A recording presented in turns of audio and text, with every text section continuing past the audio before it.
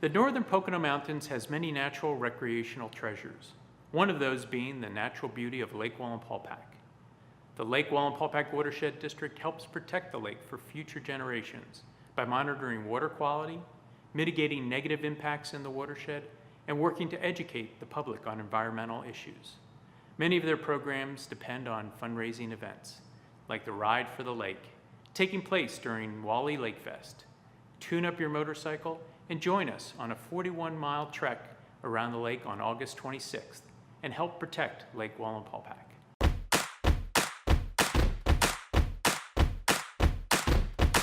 The Ride for the Lake event is going into its 6th year.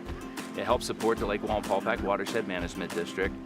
We're a nonprofit organization and we do projects around the lake to help protect water quality. It's important to support the Watershed District because of the projects that we do in the watershed that help protect this lake. A lot of people come here and use it. A lot of people live here. It's a viable resource to the area and we want to protect it and see it here for many generations to come. This year's ride will be taking place on August 26th. We do have a rain date. The rain date is generally scheduled for the day after the original date set, which usually falls on a Sunday because the ride takes place on a Saturday. Registration for the ride is at 10 o'clock to 10:45. The ride generally takes place around 11 o'clock and it usually runs just over a little hour. The route around the lake consists of a 41-mile ride around beautiful Lake Wallenpaupack, and we get to see the lake on many occasions on the route. We start from the high school at Wallenpaupack High School, and we return to the high school.